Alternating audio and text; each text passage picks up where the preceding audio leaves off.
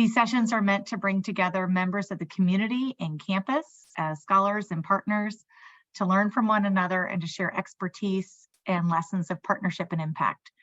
My colleague, Liz Shapiro Garza, who in addition to serving as an associate professor of the practice of environmental policy and management, is also the faculty director for Engaged Scholarship with Duke Civic Engagement. And Liz will help facilitate questions following the presentation today.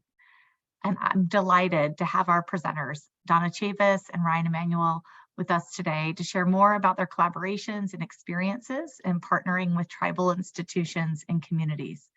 They have a lot to offer us in our time together. Let me just take a moment to offer brief introductions. Donna Chavis is a program manager of the Friends of the Earth and a member of the Red-Tailed Hawk Collective. Ms. Chavis has over 40 years of service in the nonprofit and philanthropic sectors on the local, state, and national level, and currently serves as the Climate and Energy Justice Program Manager with Friends of the Earth US. She is a recognized leader in social and environmental justice change and practice, and she was a member of the planning committee of the first National People of Color Leadership Summit in 1991, which developed the 17 principles of environmental justice. Ms. Chavis is a member and elder of the Lumbee tribe of North Carolina and resides in the ancestral home of Pembroke, North Carolina. Ryan Emanuel is an associate professor with the Nicholas School of the Environment at Duke and a member of the Red-Tailed Hawk Collective. Professor Emanuel studies environmental processes related to water and ecosystems and the historical and cultural importance of water to Indigenous peoples. He works alongside American Indian tribes to address policy concerns related to environmental justice and tribal engagement, and serves on the North Carolina Commission of Indian Affairs to clarify and articulate policy expectations concerning environmental justice and tribal consultation. Professor Emanuel is an enrolled member of the Lumbee tribe. Thank you for being here today. And I'll now hand it over to you both to share your stories of partnership and lessons learned along the way.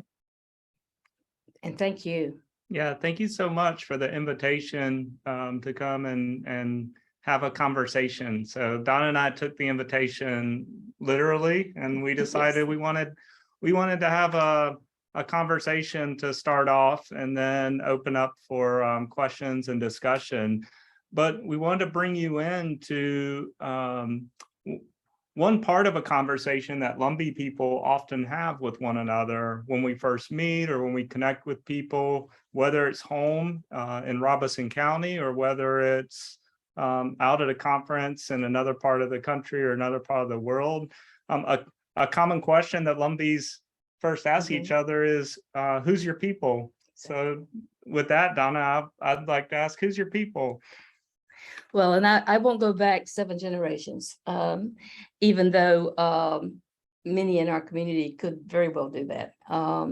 But I'm a very proud daughter of Harvard and Gertrude Chavis. And on my paternal side, my paternal grandfather was Reverend Zimmy Chavis, and my paternal grandmother was Agnes Chavis. Both of those were very much a part of the fiber of the Lumbee community in Pembroke area. Grandpap was a healer as well as a Southern Baptist minister. So he had the combination of traditions on 2 sides in terms of Christianity and the Indigenous. And Granny was an herbalist and a granny midwife. In fact, she delivered all of Mama's children except for number 13. And we joke with Francine saying she was born in the hospital and that's why she has so many problems. All the rest of us were born at home. And so in terms of my people are very integrated and very relational in the Lumbee community.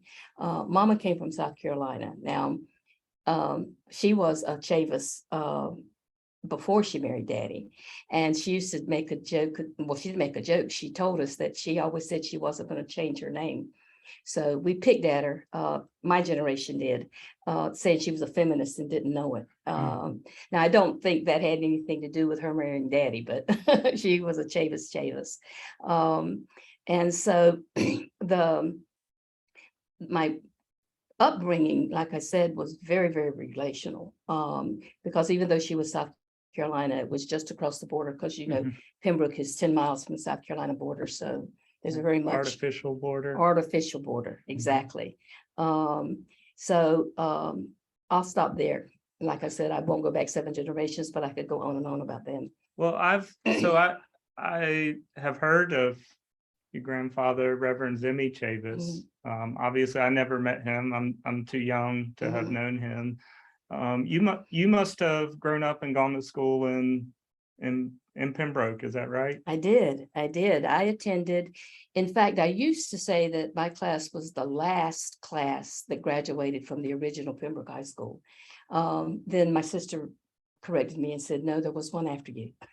But in fact, I went to school with your mother. I was going to say you probably went to school with my mother. I did. Pam was a very good friend. And so when I met you, I was like, oh, who's your people? I think I know.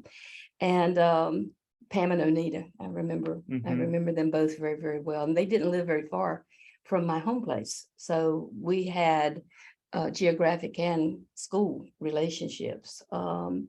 And so it is, I'm not more than a stone's throw away from someone that would be in my relational family, either by birth or by major relationship. And in fact, of the matter, one of the things I learned from Vine Deloria, he used to come through and speak periodically in Lumbee land.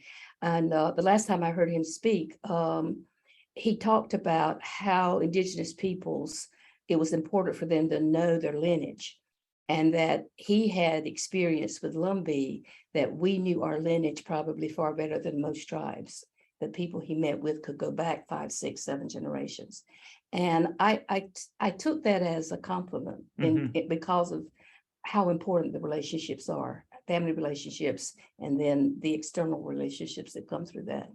And so I think that is something that we maintained for quite a long time. Unfortunately, I don't know that it's as deep as it was during Vine's period of time.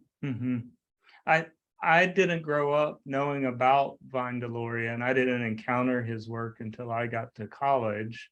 But I did grow up in a family where I was taught to know and to memorize my lineage on both sides of my family. And my mom grew up just outside of Pembroke, and went to school with you. And you mentioned my aunt Onita. We all call her Nene. Sometimes Aunt Nene, or just Nene. And she still lives in my mom's home place there at the corner of Union Chapel Road and Locklear Road. Right. I know right where it is. My grandmother built a brick house. And there's a distinction, know this, of the brick house versus the outhouse. And so they grew up in a wooden house. But my grandmother was a school teacher. And in the early 1950s, she was part of the contingent of Lumbee women who went off to segregated Indian schools across Eastern North Carolina and taught. And so my grandmother ended up teaching at the Hiawassee Pony School for a few years. And when I first began working in the Hiawassee Pony School or community, I visited the school and I happened to mention my grandmother's name. And a few of the older teachers said, yes, I remember her. She was a teacher here in such and such year. And I said, wow. And my grandmother didn't talk about that experience very much. When I knew her, she was in the last years of teaching at Union Chapel School, which was also a historic Lumbee school. But by that time, it was just part of the integrated schools of Robeson County. So my mom's family has deep roots in that Sandy Plains, Union Chapel, and Pembroke area. And my mom was also really excited when you and I met to hear that, I didn't know that you all knew one another. So I said, oh, I'm met this elder and she's doing all this amazing work for the environment. And when I said your name, she said, oh, I went to school with Donna.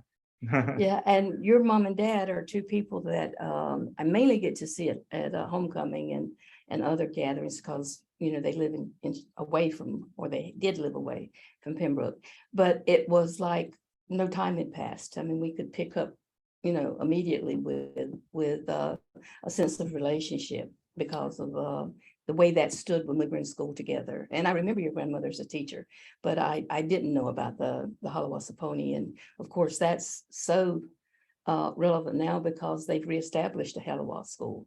Not because of segregation, but for other reasons. So it's great that tradition's going forward. Mhm. And, you mentioned my parents living away. And so I grew up with 1 foot Mhm. in Robeson County and 1 foot in Charlotte, only 2 hours apart from one Right, another. But right. my parents made sure that I guess they weren't, I don't know if they were doing it for me or doing it for themselves, but we certainly spent a lot of time in Robeson County when I was young. And I knew where my family lived and where they were from, and Mhm. where each of my aunts and uncles lived and all of my cousins and things like that. So it wasn't just memorizing names on a family tree. It was very real relationships with people who um, who were part of that family tree. And it was very meaningful to me. Now, one thing you mentioned was that this idea of who's your people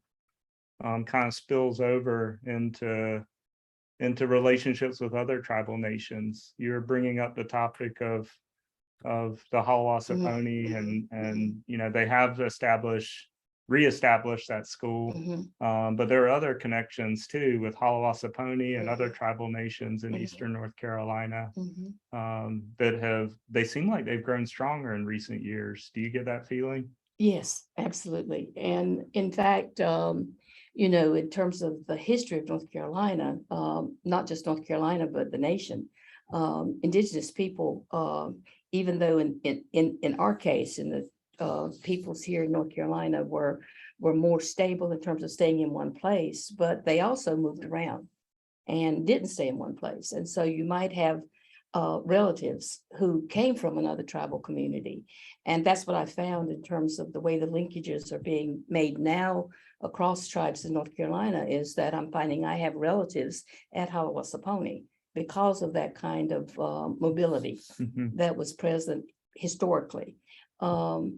And one of the things I think that jumps out, and I wrote down the word history because as we were talking about relationships and relatives, is that so often you'll hear Native people say, call someone their relative. And that does not only mean blood relative.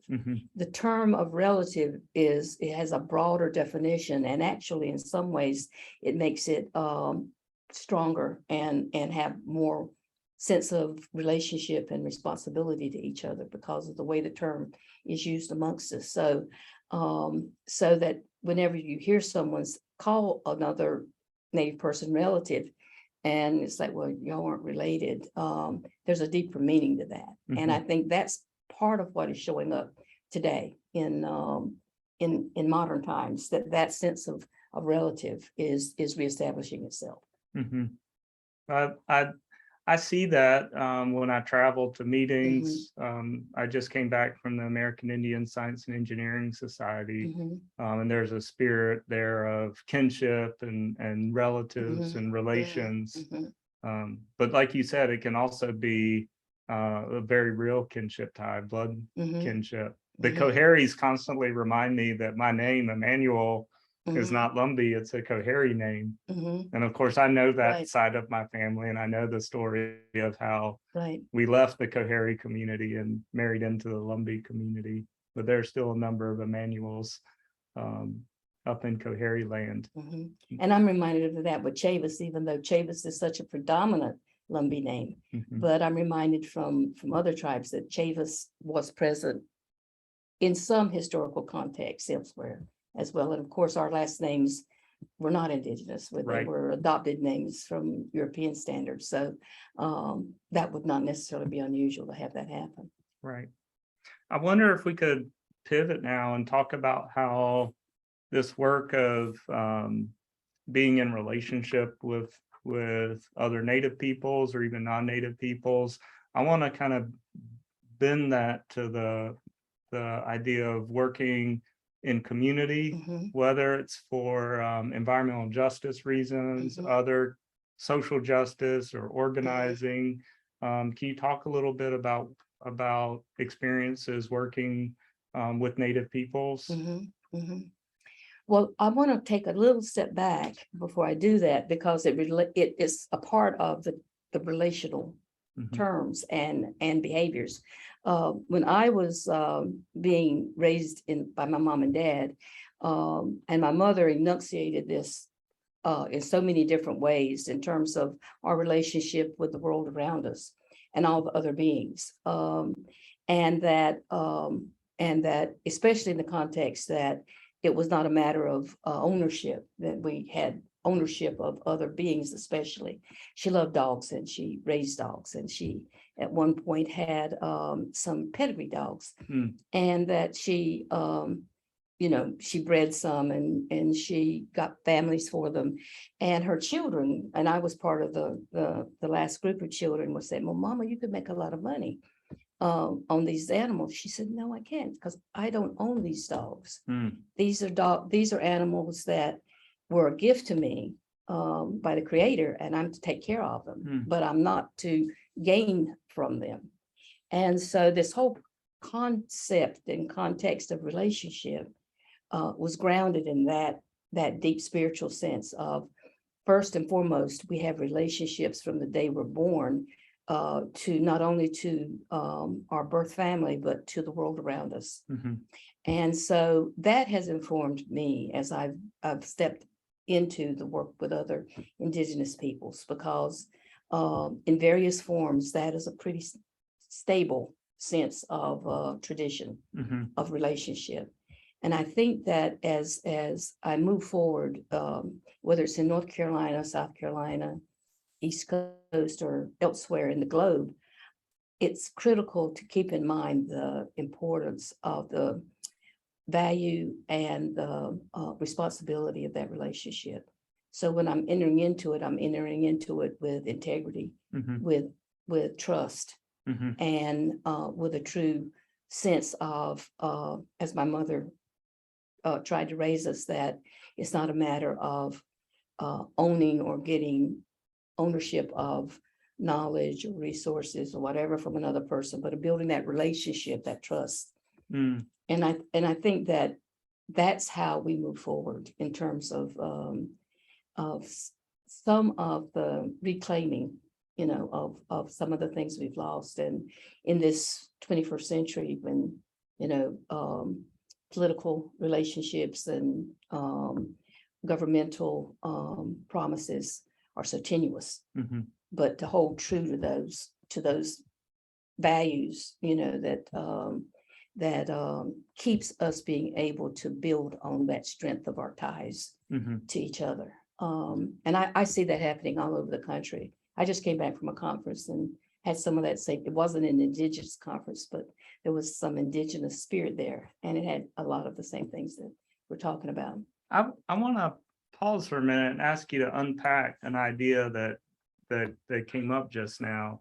So when you talk about relationships among Indigenous peoples, especially as it pertains to the work that you do and the work that you and I collaborate on through Red Tail, Mhm. can you talk a little bit about the distinction between working with a tribe as an entity, like a tribal government, Oh, yeah. and maybe working with Native peoples as individuals? Mhm. Can you speak to that distinction a little bit? That's the question I get a lot. The the reality is that we do have modern day governments that are in many cases, most cases, patterned after the U.S. form of government, and it is different. One thing I find in terms of environmental organizing, especially, is that there's very little known about how you interact with a tribal government. And, when they hear that, how do you interact with your city government or your state government? How, what are the means you use to approach those government entities? And they'd never given thought that there might be some of the same things that they would need to have in place There might be some different protocols, but in terms of the kind of respect you give to a governmental entity, it's the same. Now, working with that government, I have to respect the laws, ordinances, the protocols, any resolutions that are there. I have to know those and respect those and follow the order. Can you give an example? Well, oh goodness, there's so many that comes to mind right away because of some of the organizing. One that popped into my mind that people on this call might be familiar with is IRB, the Institutional Review Board. Right. And I don't know if you and I have not really encountered that through our work because it's not involving the community as a research subject, Right. which is what IRB is designed for. Right. But our tribal government has Right. an IRB, and many tribal governments have IRBs that stand completely separate from the university IRB. Exactly. And those are recent. Mhm. And often those have grown out of experiences that were not good, that there became problems with what felt like intellectual property rights that were not handled properly and some other things. And so I haven't had the occasion to work with an IRB process with any of the tribes. They're so recent, and as you said, our work is different. But the IRB process would be one that would need to be followed similarly to any IRB process that you're accustomed to using. And as I said, it's something that unfortunately is recent because I don't think tribes expected to need to protect intellectual property because again, it's that sense of ownership and not necessarily perceiving intellectual property in the same kind of legal way that it's done in the non-native world. And so what has happened actually over time is you'll see in a tribal government, probably you could probably do a timeline in terms of the introduction of these kind of legal instruments that had to be put in place for protection purposes. And I have no disagreement with the IRBs being put in place. I do hope I never have to go through one. I know that from the university standpoint, it can be pretty complex. And but the IRB is a good example. The other one that comes to mind right away is a recent ordinance that was passed by the Lumbee tribe and which is being looked at by other tribes right now. And it's an ordinance that lays out the process by which state governments, federal governments, and private enterprises consult with the tribe when it comes to decision making about trying to site any industry or other facility in their territory. This also grew out of a necessity because of some major destruction that was done of artifacts in Robeson County because that consultation was not done.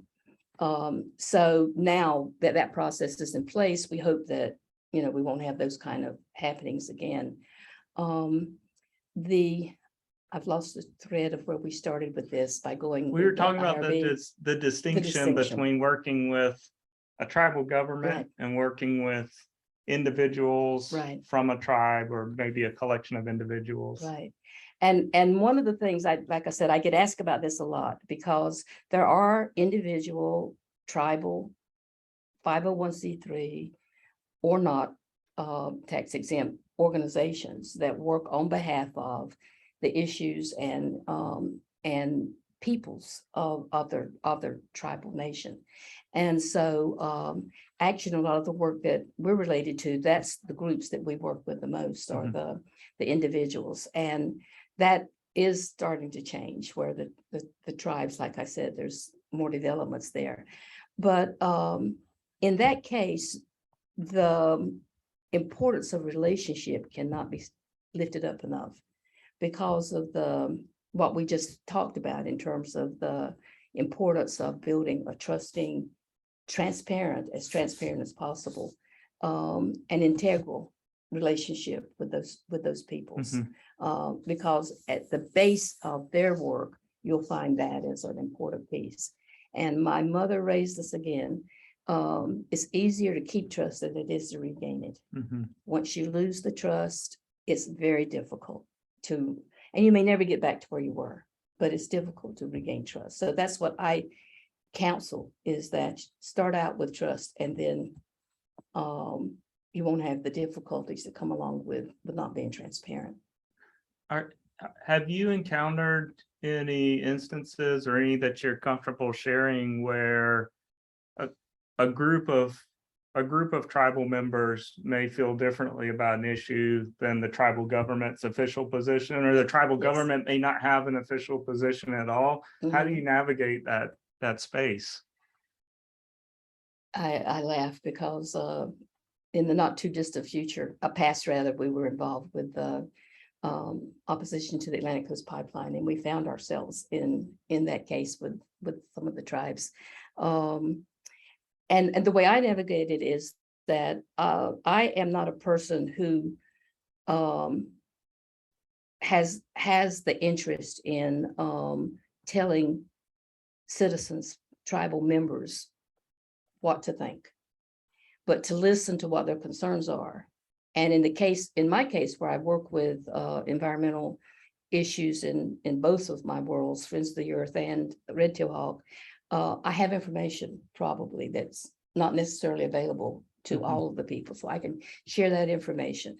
And then I can also share any knowledge I have about how to navigate the tribal government process to share that information with them. I have also spoken before tribal governments in terms of my own positions, but I don't speak on behalf of other people's. I speak on behalf of the organizations I may represent. So for me, it's the important thing when we talk about self-determination. It's important to think of it governmentally, Mhm. but it's also important to think of it in terms of tribal members and their right to have self-determination and have voice within their own government. Mhm. Voice that they don't always feel they have with the state government or federal government or some other agency. And so I'm actually very excited about the level of involvement that tribal members at Lumbee have now over the last 3-4 years that it's developed in terms of people giving comments at tribal government meetings on a regular basis and speaking out on the issues that are important to them. And I mentioned there were times when people were concerned about some of the government's potential positions on the Atlantic Coast Pipeline, and they were very, very vocal in Mhm. terms of putting their positions out in front of the tribal government at the appointed times. So yes, that I think is becoming even more a part of our culture now than it was, say, 5 years ago. So, you bring up a lot of good issues about how important it is to understand the protocols and the political and power dynamics within and without of tribal government in the larger indigenous community that we're talking about Lumbee here, but it could be any community. I wonder what guidance could we give to people who are not insiders to these communities, but maybe working for NGOs, regulatory agencies, or corporate enterprises that want to respect these processes that are playing out within the community, but may also have real information to share, technical information or policy information that could have a bearing on how the community weighs a decision about something like the Atlantic Coast Pipeline. I guess what I'm asking is, how can people be good and authentic allies when a tribe itself is working out the process and what it means to take any position at all on an issue? Well, first and foremost, we're everywhere. We say that a lot. We're everywhere.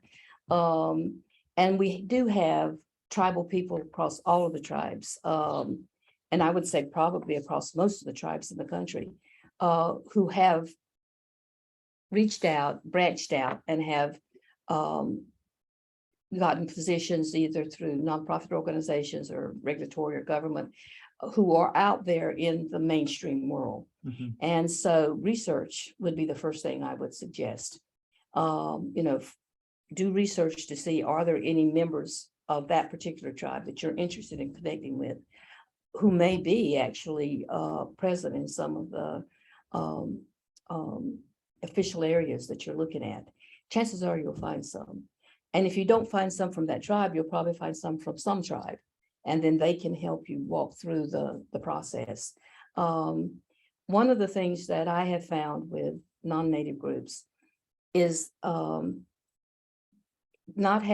being impatient about taking the time to build the relationship, to find out who's the people. Mhm. And for instance, in Pembroke, we have UNC Pembroke. So there's a plethora of Lumbee people there who are trained in any Mhm. number of different ways that could be resources. But the ACP is a good example. When I first started organizing with it, there was really not any patience about learning what tribal government's relationship should be to this decision making, which is how Red Tail Hawk got formed, Mhm. because we needed our own entity to work with the tribes through getting that information out that we had access to. So that's the number one thing, is to know that if you want to have long-term effect and impact, it's going to take time. If you don't have any history at all with that relationship, you don't want to come across as being utilitarian Mm. or exploiting a Mhm. situation. And in this day and times, there's so much related to, when you're talking about environmental justice, there's so much money related to that's Mhm. available. Then, eyebrows are raised sometimes like, where were you 30 years ago? And all of a sudden you show up. So taking the time to reach out, do your research, you're going to find someone who's connected to that tribal nation. And if not, then you will find someone who can connect you to someone. Mhm. So taking the time, being patient is critical. So it sounds like, patience is a really important element. What other pitfalls do people need to watch out for when it comes to looking for, you and I have talked about this before, that Indian friend? How do you avoid the situation where you're looking for your Indian friend to lean on? Yeah. Well, I have a much more crass way of putting that. I know so many people in groups that have their Indian, and rather than Indian friend, they have their Indian, meaning that they have one person that they go to all the time, and that they have put on their boards, and that they have, and no one should try to extrapolate that I'm talking about any group or any person with this, because it's pervasive. And it's problematic because, one, it puts too much pressure on one person. And most individuals are not going to be willing to speak on behalf of a whole group. Mhm. And so it begins to undermine the impact and effect that can be had right away when there's only one person that is constantly the go-to. This builds the case for mentoring and getting younger people, getting more people in, so that this kind of thing doesn't happen as much. And just speaking for myself as the elder, I celebrate every time a younger person gets into this world, and it gives me much more hope that one day I will be only traveling with my grandchildren and having fun, and encouraging them to do the right thing all the time, but actually being able to step aside. But it's really, I think, our numbers are small in this. We don't have 50% of a population of any state or any, except in Robeson County, we have close to 50%. So our numbers are small, and we need to make sure that there is a pool, so that we don't have the go-to all the time. It's not good for that person, and it's not good for the strength of building any kind of base. So I've always thought of Red Tail as filling that space. And I remember a few years ago when you suggested that we needed to formalize an entity, I thought why do we need to formalize anything at all? Why can't we just be in relationship? Someone that I can, I can call on you, I feel like, whenever I have questions. But in the year since, I've realized that it is important to kind of formalize that, because there's institutional knowledge transfer that needs to happen from one generation to the next. And I've always thought about it as something between a mentoring network and a brain trust, because it's made up of academics and community organizers and elders and other people in the Lumbee community. Are there any non-Lumbees in Red Tail? I'm trying to think. We have branched into much more intertribal work, yes. Okay. Why don't you just describe Red Tail, since we invoked it a couple of times? Well, you've described it really, and but the one critical piece I was going to add was intertribal, because with the Atlantic Coast Pipeline, Lumbee was the most impacted tribal community, and as a tribe, the endpoint was going to be at in the Prospect community, which was very close, within walking distance of a school, a Prospect school, the historic school. And so by that being the case, the concentrated focus on Lumbee of the company, because they wanted, that support, the numbers of the tribe, et cetera, so that Red Tail Hawk, growing out of the ACP campaign, did have a larger Lumbee focus. However, recently, we've had interactions with the Meherrin and the Halawassaponi tribe on pretty serious levels. And that, in terms of the initiation of the collective, it actually also grew out of the research you did that showed that the impact of the ACP was going to be 30,000, I think, was the number, which was a disproportionate percentage of the overall population in the state, even though Dominion and Duke said there was no disproportionate impact. And so it grew out of the need for all of the tribes to be aware, especially along the route. And that was 4 tribes: the Meherrin, the Halawa, Lumbee, and Kohari was along the route. And so from the beginning, it had an intertribal focus. And I think that's something that I personally have paid great attention to, making sure it stays intertribal. I think sometimes there's, I don't just think, I know sometimes there's a sense of, because of its size, Lumbee has access to so much. And so with Red Tail Hawk, I wanted it from the beginning to be perceived as inclusive. And so it is definitely intertribal. And in fact, in at least one case, that I don't want to go into details of potential work, but in at least one position, Eastern Band Cherokee, which has full federal recognition, a representative from there was interested in one of the potential work areas that the collective was involved with. So it's definitely intertribal. Are there any ways that students or working professionals or people that are out in these professions can support not just Red Tail, but other collectives that may exist across other tribal nations that are similar to Red Tail? Oh, there's lots of ways. One of the ways that comes to mind, because I'm sitting in a university, is research. Building the relationships with the academy is important for being able to have a sense of moving in the right direction, because you're being factual and you're not, spinning narratives that are untrue. But it's also important because there is so many research needs. And so I'm actually, I'm looking at Ryan, because there's a lot of things we haven't talked about that I want to talk with him today about. But there's a lot of areas that students especially can help with research projects if it's within their field and they have that interest. So research is critical.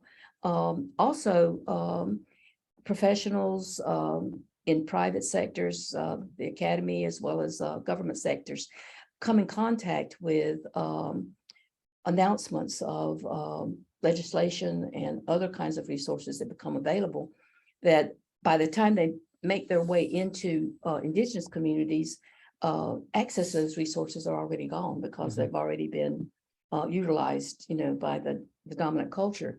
And so sharing of those kinds of informations through, through digital media or, by sharing it directly with individuals like yourself. So there's any number of ways that there can be useful relationships built. I think you're starting to unpack the last topic that I wanted us to get to today, and that is this idea of reciprocity. What does that look like to you, and how does it enter into engagements between community and, we'll say, community and academia, since we're sitting here on this campus? Well, reciprocity is at the core of a lot of what we've just talked about.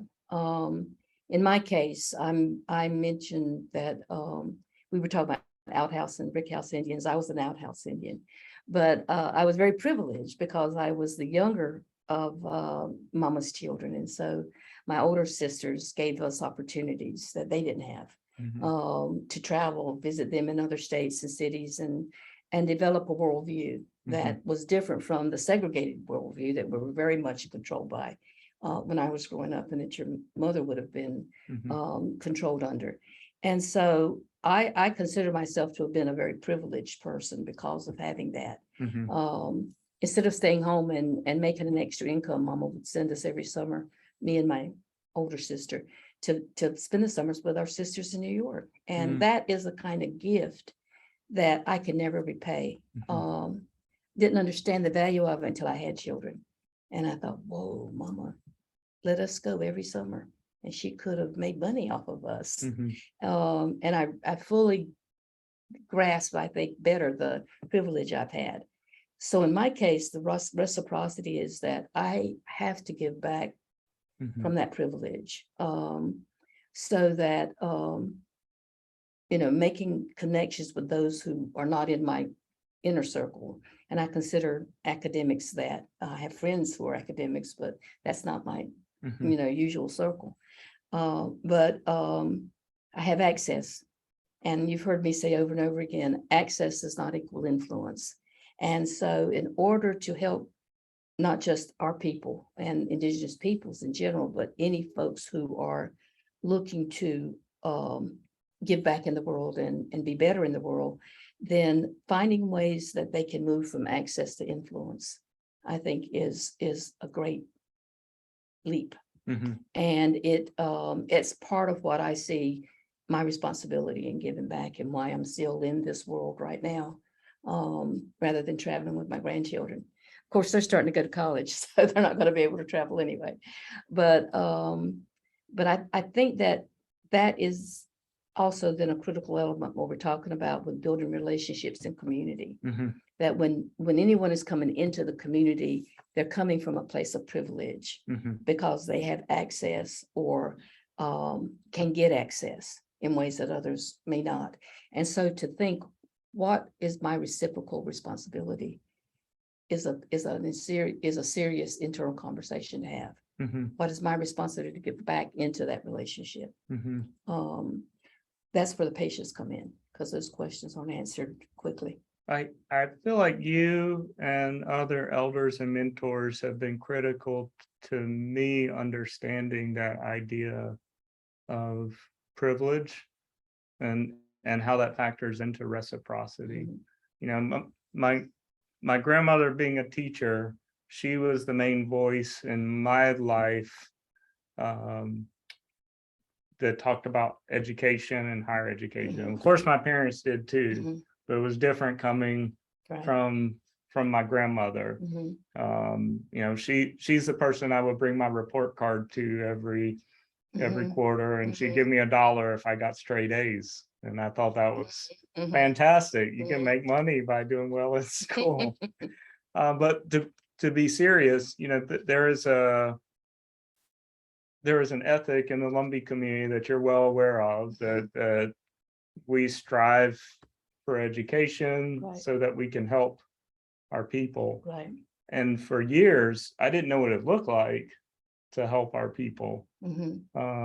I had been sent down this road of education without a template, unless I wanted to be an attorney, Mhm. a physician, or a teacher. And Mhm. those are all really important jobs, but I didn't see myself Mhm. in one of those jobs. Mhm. Um, and I ended up as a hydrologist and learning all of these wonderful quantitative tools and Mhm. methods. And I didn't really know what it looked like to give back and to make a difference. And I think a lot of what actually helped me to articulate that privilege that I have been Mhm. collecting Mhm. through my education was listening to you put it in the terms of access. Mhm. And I realized that I have access to all of these internal resources that I've gathered, but I'm also part of an institution that wields comparably immense power and privilege, And influence. and influence, and it challenged the way that I thought about my relationship to the academy. Mhm.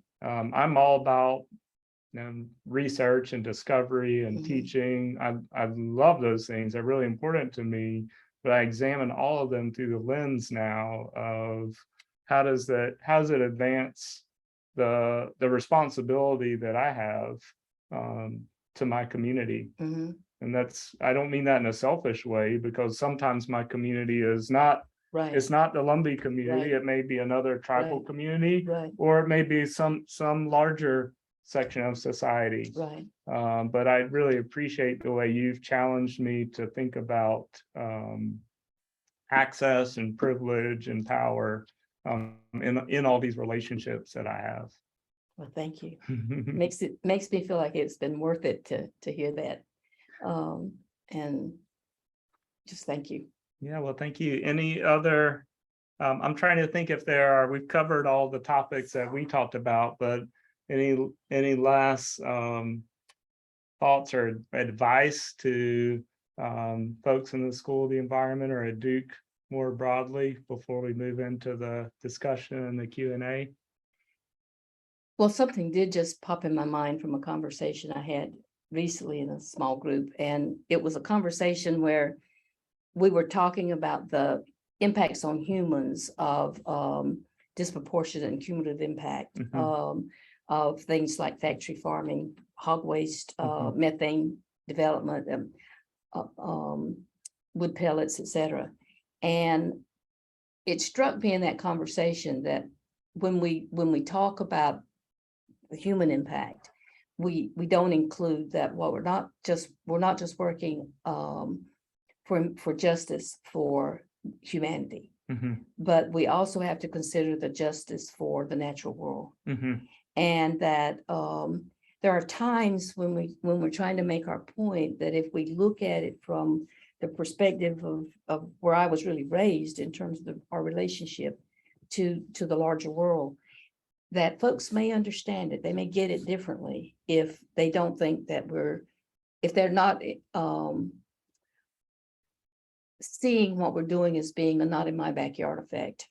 I don't want these poisons in my community, rather than these poisons shouldn't be in the universe. They shouldn't be in the world, because they're not only hurting my children with respiratory damages, but they're also poisoning the water, making the land less productive, and going on and on and on.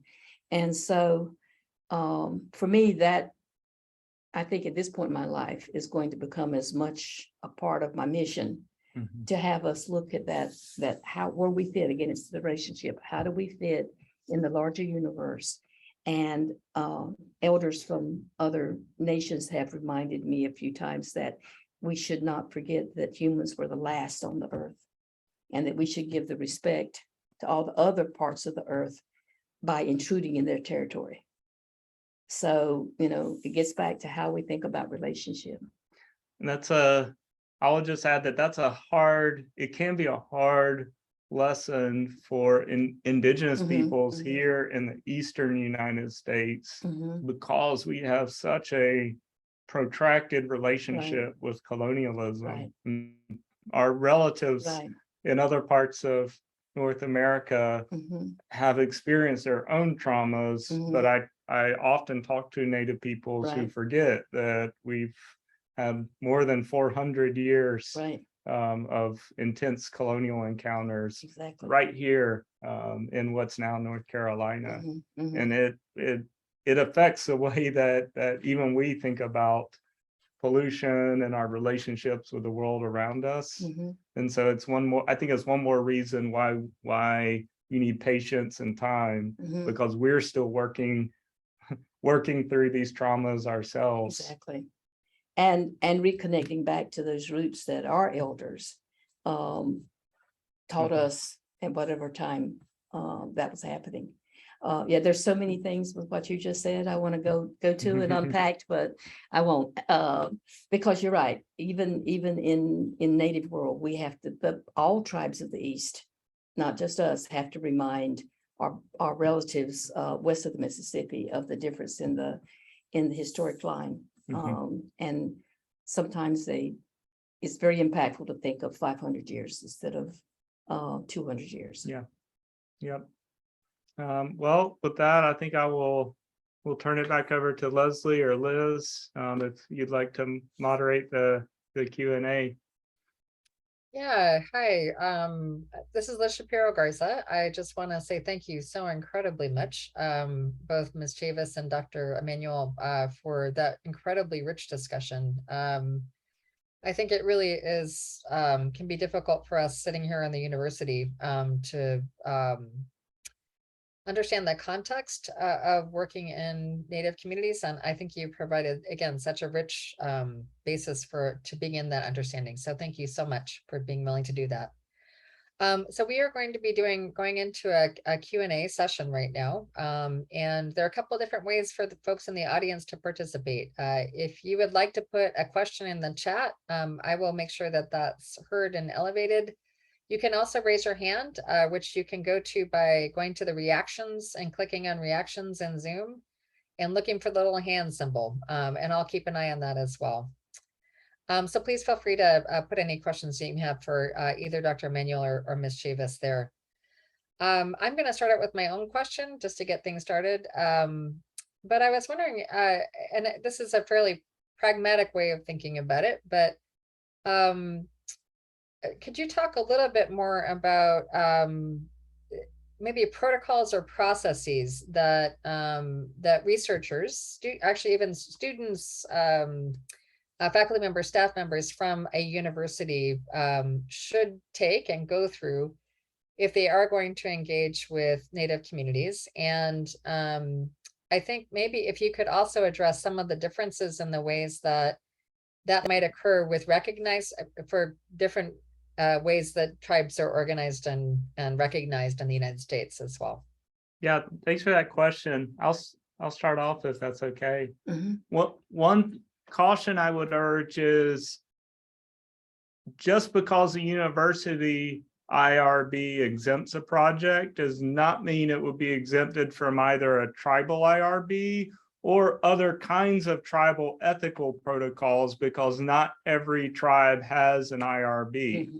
This is especially important for smaller tribal nations or tribal nations that don't have federal recognition, because you have to understand that they often do not have the resources to staff or even stand up their own institutional review boards. Mm-hmm. So it's critical to figure out the specific context of what ethical protocols look like in that community. And you cannot hang your hat on the fact that I got a university exemption for this project. And it's because the university IRB is focused rightly on impacts to individual humans. But when you think about working with tribes, you're working with a collective. And it is possible that there are impacts that can manifest on the collective that may not necessarily impact the Mhm. individual. And that's why it's essential, even if there's no IRB, to have a frank discussion about the possible implications of your work with whoever the representative body is of that community. If it's not a tribal community, you will have a more difficult time figuring out what the dynamics are and what those structures look like. But any recognized or unrecognized tribe in the United States today is going to have some kind of a body that they look to as their representative body, either structured traditionally or modeled after the U.S. Constitution. And I would just add one other point to that. Anytime that I'm asked from anyone in the country about any tribe in North Carolina, I don't assume to know the answer. So I usually have at least one go-to person. I have my go-to in each context to say, now, who should I approach about this question? Is this something that's even possible within your tribe? So that even internally, we have to check these things out all the time to make sure that we're being respectful of whatever the processes are and what they should be. And it doesn't matter if it's a major piece of research or interview with a press person. So, and every nation has their own internal, depending on what they're able to structurally support, as well as the informal structures.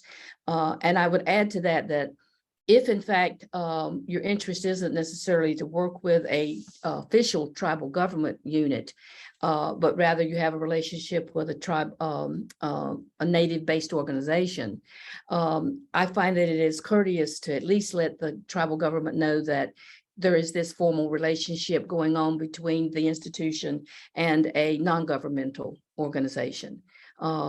Again, because of the corporate interest, there's no surprises that way.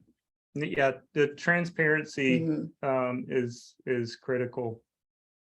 Absolutely. Thank you for that. That's actually, well, not actually, that's very informative, I think. And it's hard, I think, sometimes to navigate the complexities of all the different ways that tribes are organized here in the United States to understand how to intersect. So that's incredibly helpful. Thank you. I'm wondering also if you could touch upon, and this is really generally true, I think, in doing community engaged scholarship, but how coming from a university and a place of privilege that allows, what kind of conversations do you need to have, or do we need to have as staff, students, and faculty with particularly tribal entities or Native communities about establishing the relevance of the kind of questions that we're going to ask, ensuring that the ways in which we are conducting research is going to be, just to use the term, co-generative or produce benefits for both sides. How do you have those conversations? What kind of questions do we need to be trying to ask and answer and grappling with when we're doing that kind of work? I would urge those conversations to be to be flexible, in the sense that if you come into a community with your prescriptive research questions, you all know this from community engaged research, that's the wrong approach.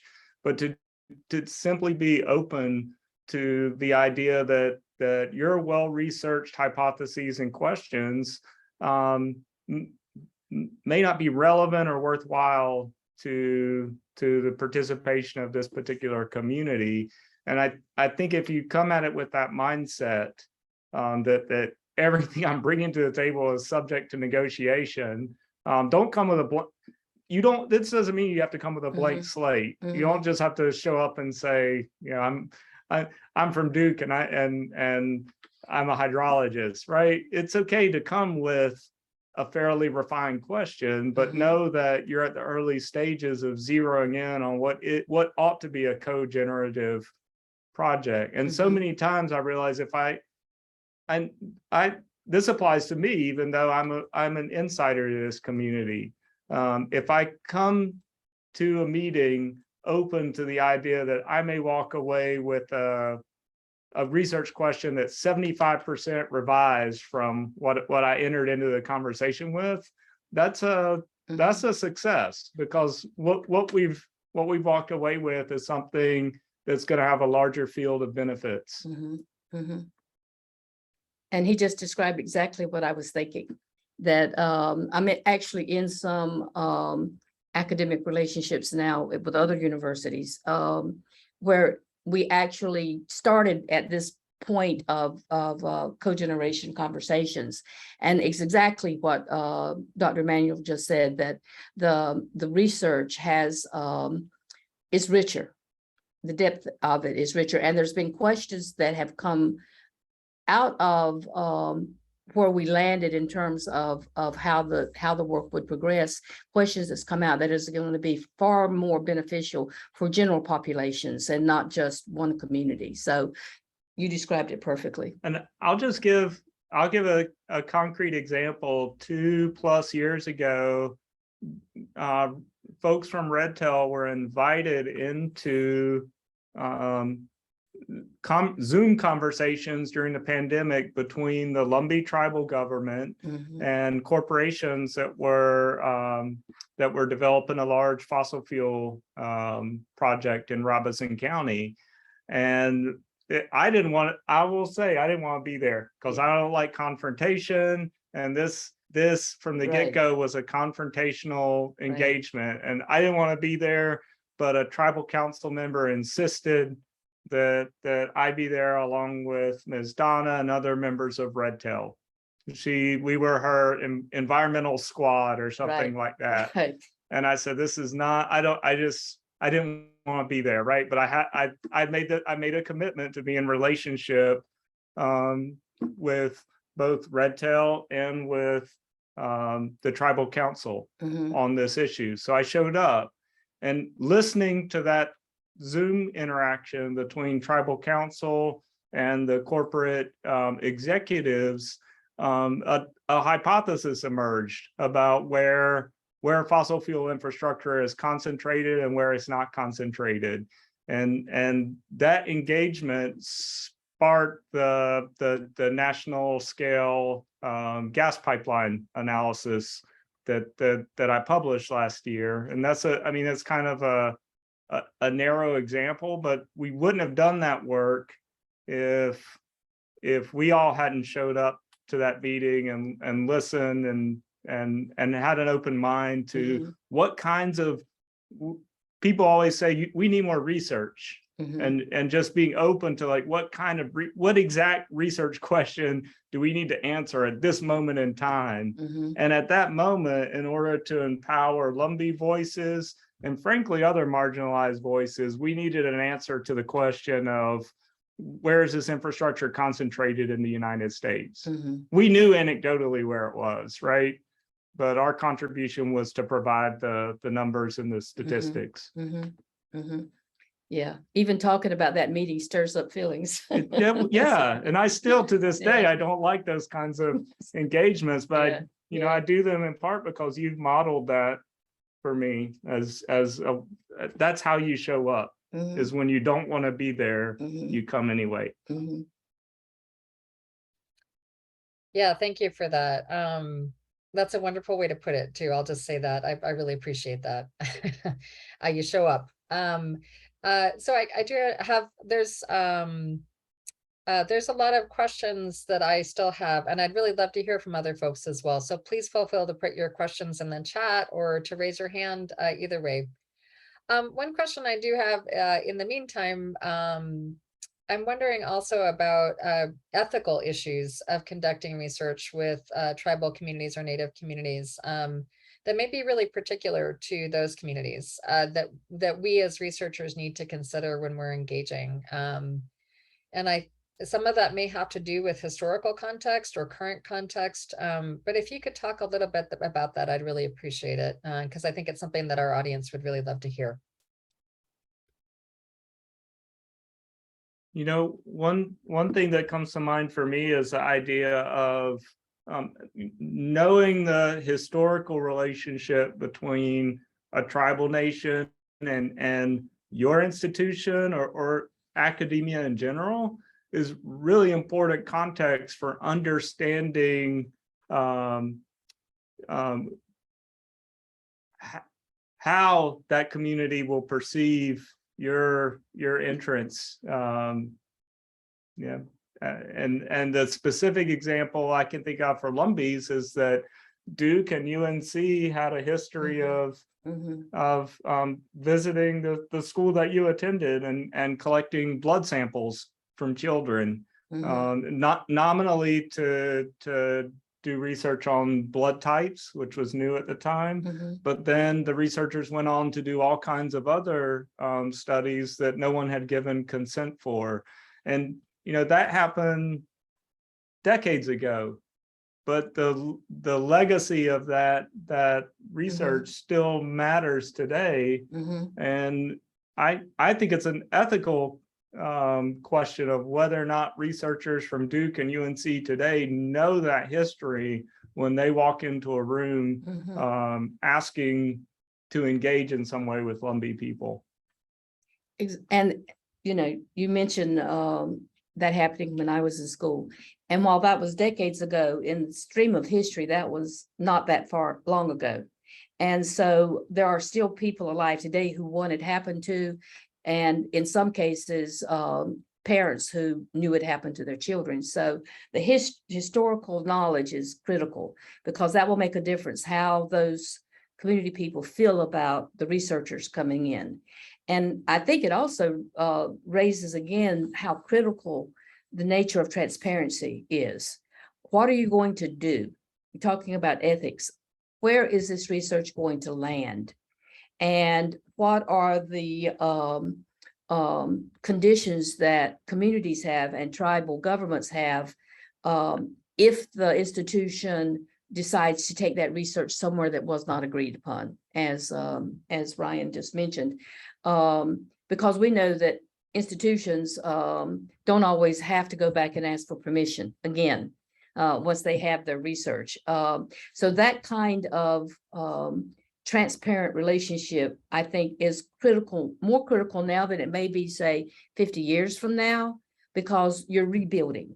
You're trying to not erase, but at least add another storyline to that history that wasn't so good, and that still has the impacts that are affecting all of these people to today. And while I think that universities always have to be mindful of the history of their engagements with communities, the unique thing that ties ethics to historicity for tribal nations is that you're talking to the same peoples who were researched on extensively, who were forcibly removed from their lands, who were infected with diseases. You know, it's not that these are not tenuous or theoretical connections. You're talking to the descendants of the people who have experienced this chain reaction of events linked to colonialism. And that, I think, that's something fairly distinct to tribal nations. Yeah, thank you for that. Yeah, the other thing that occurs to me too is that we, just as you were talking about being in relationship and representing particular groups, we represent an institution when we're coming into a tribal community. We represent Duke, we represent academia, and we need to remember that we need to clarify our own role within that institution and how we're intersecting with it. So thank you. Again, that was incredibly helpful and incredibly illuminating. Thank you. Just we have a few minutes left, and we do have a couple of questions in the chat. I'm going to read out a question from Sanduni, and perhaps we can have this be our last question. I resonated with what Donna shared regarding finding ways to help people to move from access to influence. I was curious if you could elaborate on how we can ensure that professionals who are in positions of power actually make the effort to support others whose voices should be amplified and reach a position of influence. And that seems like a great one to end on.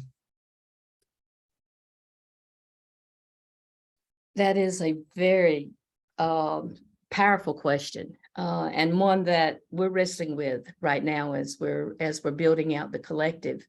And one of the things that I found with that statement and that question is that it's not one that most people give thought to, because so often in our society, the modern day society, if you get in a position where you've had access, it's assumed that you have influence. And I think, again, that we need to unpack that as far as who has the access. I think in some cases, you probably do have some populations that once they get in a position and have access to something, they have far greater influence than other peoples do. And so how do we get beyond that barrier?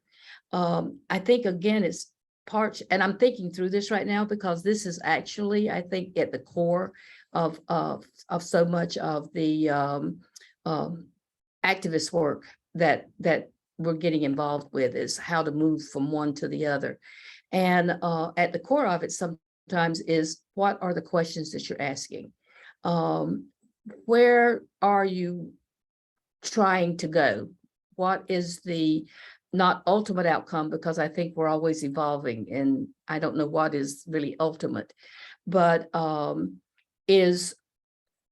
think that we've moved beyond the place in our communities with understanding that while parents encourage their kids to get an education, that it doesn't stop at that the conversation is, what do you do with that education?